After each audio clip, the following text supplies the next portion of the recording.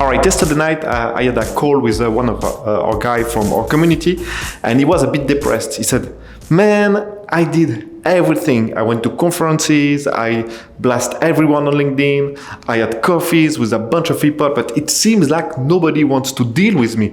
When I send email and then follow up and stuff like that, nobody answers. So I don't know, Damien, I did everything that you said, and now I feel like I'm kind of stuck." And then when he told me that, I was like, man, I've never said that.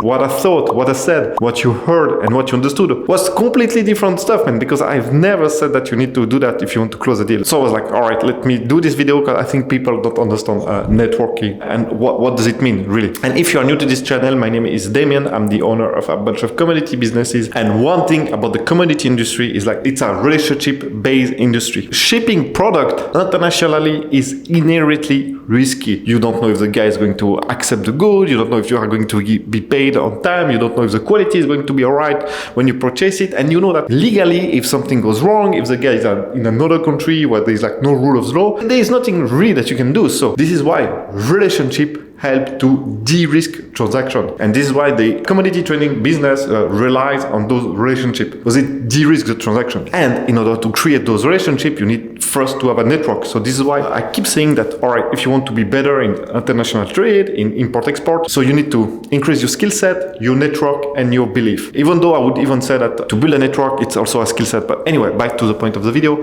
I think people don't understand network and what networking means. For instance, let's take a family member of mine, my cousin. My cousin is a great guy. I mean, most of the people love him. He's really fun to be around. And from the outside, you could imagine that he has a great network. You know, he knows a lot of very rich people. He goes party with them, but like really multi-million-dollar rich. And mostly those are kids of multi-millionaires. Anyway, but it seems like, you know, he has a great network. He always goes to those fancy places and so on. And always a great story to tell because, I mean, he is fun to be around. But the problem for my cousin is that those guys are completely useless business-wise. They are not going to help him for his business or for whatever, because they don't see my cousin as equal. That's the hard reality. And when you do that type of networking where you try to always reach to places where you don't belong in terms of, for instance, because it's too costly, because you would be afraid to get the bill.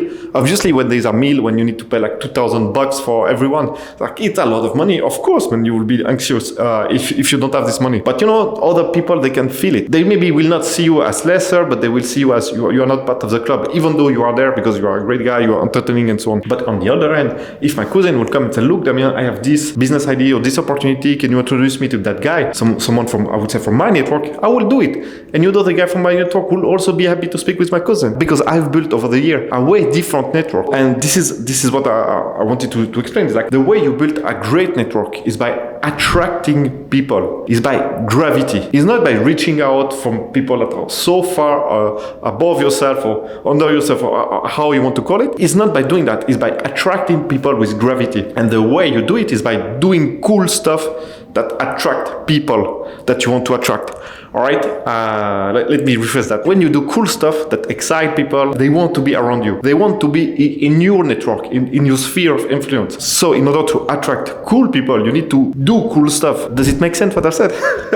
Now going back to the introduction, the member of our community that is like desperate. The problem is like he's trying to build relationship with people, he's trying to increase his network, but he's always trying to take more than what he gives. Building relationship is about giving mutual value. And when you have nothing because you are just starting, it's not a problem.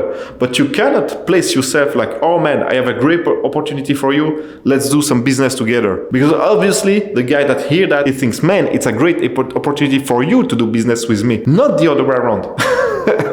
And people are not, so they can see that. So when you start, you need to find a way to bring something on the table that the other guys would find valuable. So I understand that building cool stuff to attract cool people takes time, but while you are building something, you need to find ways to understand what your counterparty wants and you need to create value for them. So then when you do your first deal together, or when you transact together, even though he is helping you more because you start, and man, you can't lie to the people, man. They will see that if you've never done what you said. When you start, he will get something out of it. Maybe it's someone older that will just want to help you, and he will get satisfaction by just helping you. You know, there is a lot of different ways of creating value for people. It's not only monetary. Maybe there is something different that you can bring that the other guy wants. So yeah, so basically to sum up the ideas of this video, to build a cool network, you need to build something cool that will attract then cool people. When you start and you are building something, but you are at the beginning, try to understand what the other guys would find valuable to deal with you. And third point is really understand that networking and building relationship is about creating value for the two people involved. You cannot only take, or you cannot only give. It doesn't work like that. It needs to be equalized in some way. All right, so that was a short video, and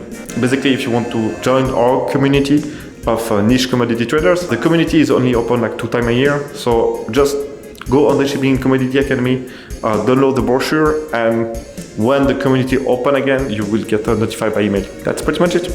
Ciao.